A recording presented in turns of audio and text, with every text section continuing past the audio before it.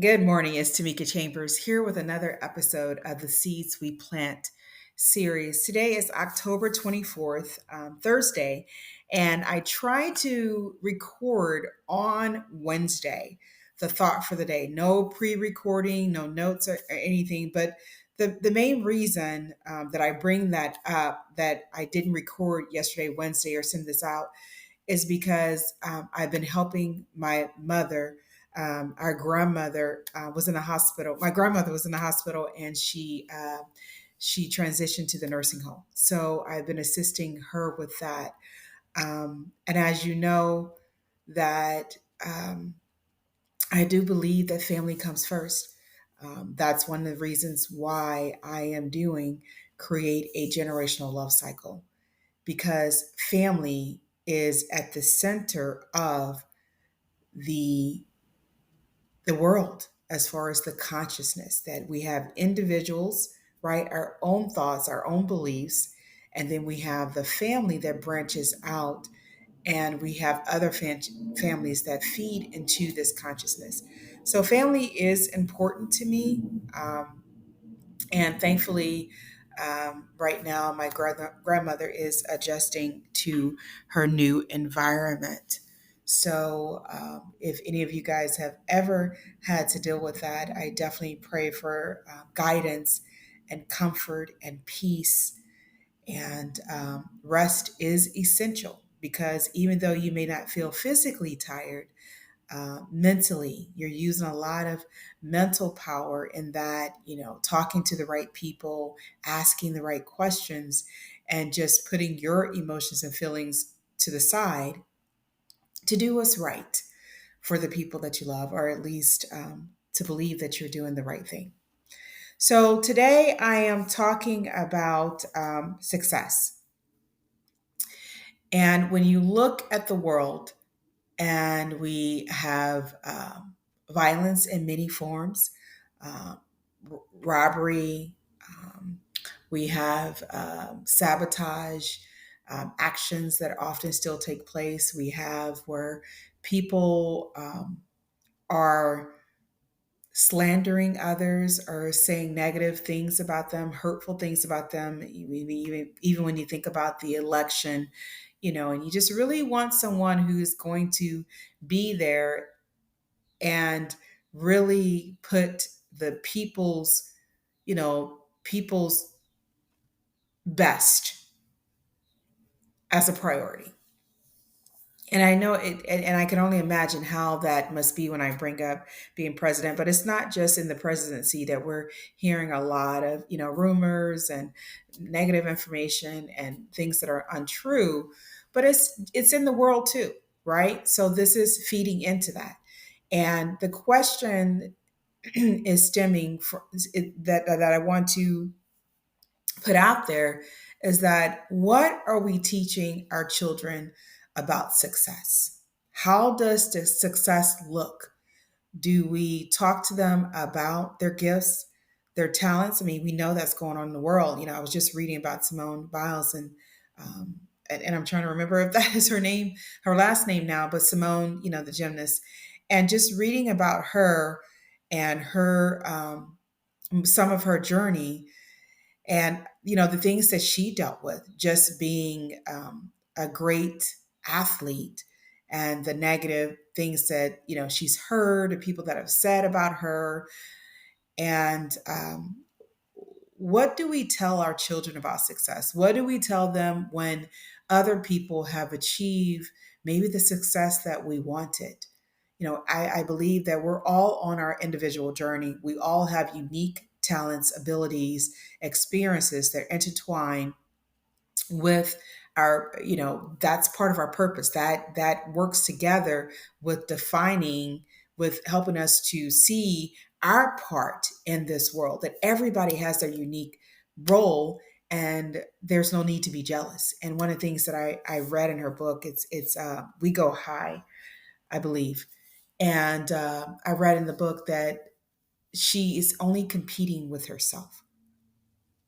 And do we teach our children that you don't compete with Jim, John, David, Richard, anyone else in your class? anyone else out in the playground, anyone else out in the working field, because whatever we teach our children, they take that.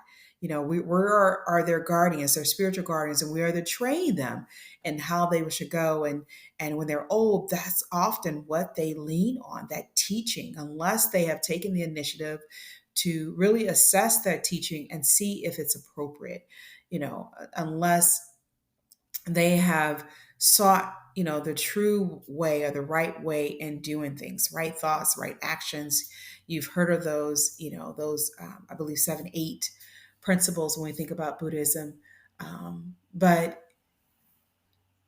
there's so much going on in the world, so much good. We see people that are happy about others and love to see their success and know that their success plays no role in their success, the success of their children, or nothing of that. They're not competing. They're here to see a good game. They're here to really just enjoy watching someone express their divine gifts. And that's what we're here to do. We're here to embody our gifts and talents. We're here to nourish them, and we're also here to express them. So that in itself is a journey. And we all, there's just different curriculums that we will go through, different parts of our school life environment, the earth school, as I believe Gary Zukop talk about. And I believe that. And I believe that as a child that we all have our own curriculum.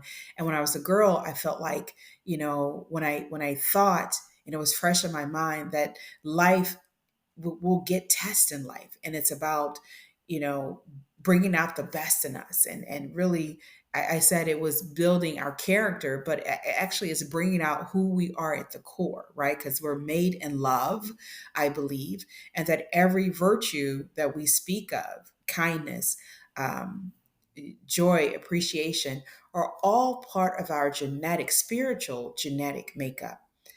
And it's through our experiences that we can allow illusions or weeds to sow in our inner garden and really rob us of that spiritual fruit. Or we can put things in a perspective, spiritual perspective, where it does not take away from who we are, where it does not rob us of who we are, right? That is, it's draining out these spiritual flowers that sprout within us, the spiritual fruit. We see so much, about, talk down. We see people talking down to people. We see robbery, it's many other things that are involved when someone takes something that doesn't belong to them. It could be out of desperation, feeling like there isn't enough in the world and I have to take from you. But in essence, it's about, is that true success? Our success, do we teach our children that you have everything you need inside of yourself to be successful? That you have these specific gifts. And I'm here as your mother, your father, your caregiver to help you find those. That life will give us input and put us in situations like Simone, and put her in where she was going on a field trip and she ended up being diverted to another place. And that's where people saw that athletic ability. And she honed those skills over years. That ideally, that's what you think of, is that, be in your own realm, even though it's not a selfless one, it's more a selfish one, it's more of a selfless one. That you're in your own realm, you see other people and you see they have their unique gifts and talents, but you also realize that your life, that there's no mistake to why you were born, why you are here. That no matter what anybody else says, you are here for a reason. And if we so focus, and I tell my NCLEX candidates, that if you just focus on what you're supposed to focus on, you focus on the keywords, you focus on what they're asking you in these questions. If we focus on life and the what life opens up for us, and just really pay attention to that, and really feed on that, and the people that come into our life, and to bring out the best in us. And we really focus on that instead of saying, I don't have what you have and I want what you have. And how are we teaching that? How are we modeling that behavior? Are we so caught up in others and their lifestyle, and so much hatred and bitterness, and feeling like there's not enough, feeling like, someone else it has taken my opportunity, and that's what I'm going to focus on, is just being angry and being mad at that people, that culture, that religion, that person, because I feel like they have robbed me of my life's opportunity, not realizing that we all have our individual past. That's what's so great about it. And I remember when I learned that, when that thought came to me, and we grew up, we didn't have much. People would say that we had a shack, and we didn't have, we had what we had. Whatever we didn't have, a hammer at the time, we made use with a heel of a shoe. If we didn't have a screwdriver, we used a butter knife. So we went to secondhand stores. We had food, we had shelter, we had the basic necessities. But for others, it didn't seem like it was much. It didn't seem like we were on their level. And so, when we're not um, seen as a worldly level, do we think horrible of ourselves? Or do we use the opportunity to limit distractions, to focus on finding our gifts? Do we encourage our children to do that? Do we encourage ourselves to do that? That even as parents, if we did not live our dreams, are we still somehow trying to see how can we express ourselves in that manner? Even when it's helping them, our children, to express themselves. That as long as we have breath, as long as that we can have some part of life, there's something that we can do to express ourselves in a divine way. When you think about Helen, I believe Keller, and musicians and people that have lost their eyesight, or lost their hearing, or lost their ability to use their hands, that they've used their feet. They've just memorized the keys more. They didn't give up. They continued to push forward. Because who said that you had to express yourself in the faculties um, that you come to earth with? That even in our experiences, there is divineness that says, well, you may not express it through literally using your hands, but through this lifetime, you're going to express it using your feet. And how big of an impact has that had? And you think about the person, and the compassion it draws to really be determined to express themselves, to really be determined to not let experiences, external things, define them, but allow the internal to take over, that internal knowing that I am here to do this no matter what. And I don't have to, like my brother said, my mom would tell us often as children, I don't have to call you outside your name. I don't have to hit you, push you, kick you. I don't have to sabotage you in any way, shape, or form, because what is yours, and what is mine is mine. And my mother would say that with one of her principles that I believe I shared it. I'm sharing it. If I hadn't shared it, I think I'm sharing it this week. But one of the things she used to tell us is that what is for you, you will get. And I heard recently, I'm reading Neville Goddard's book, his collection, and that's one of the things he also mentions in one of his first books. In so many words, that we don't have to take from others. If we just really knew that no matter what happened to me, no matter what happens to me, that I am here for a reason, and it's up to me to find out.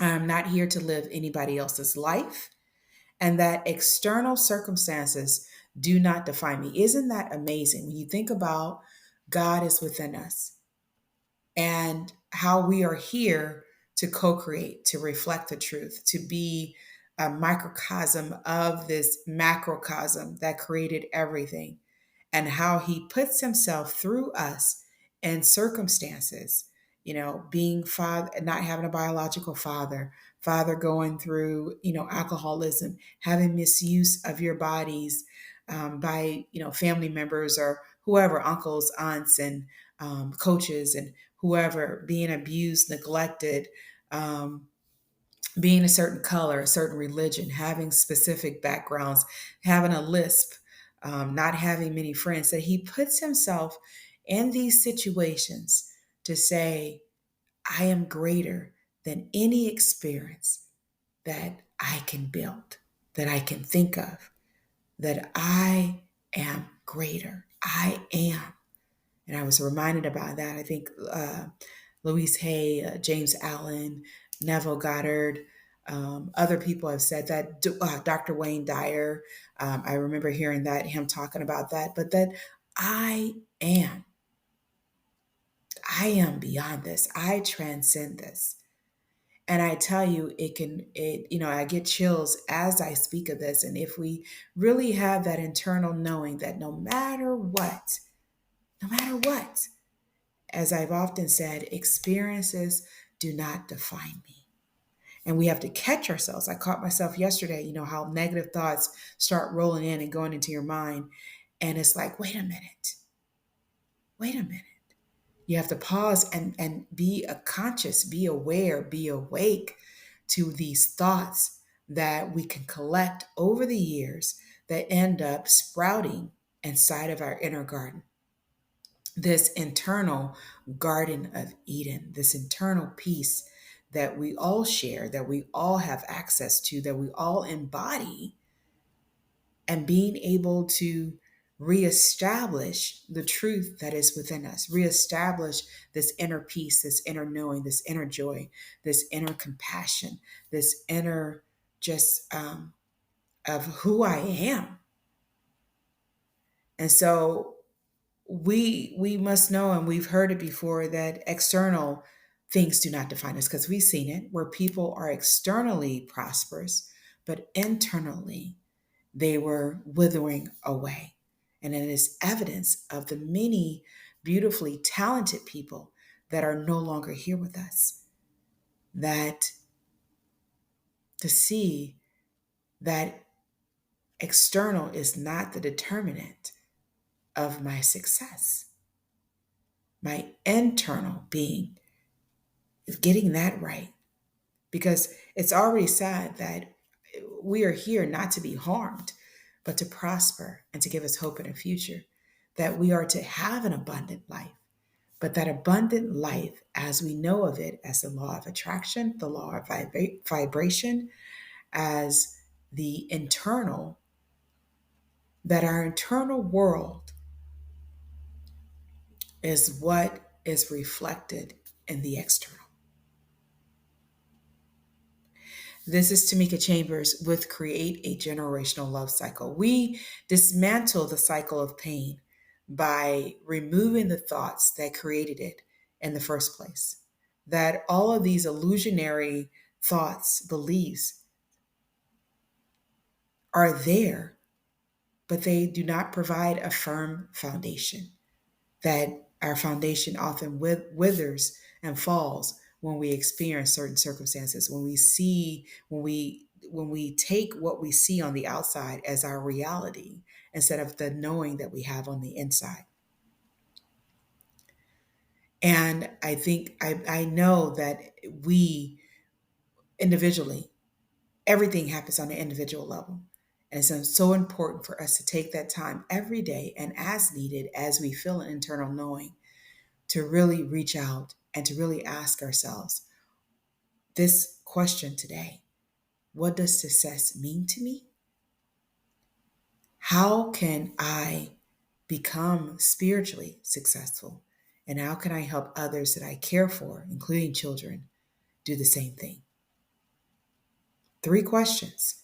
that we can ask ourselves today and be willing to listen and be willing to align with that.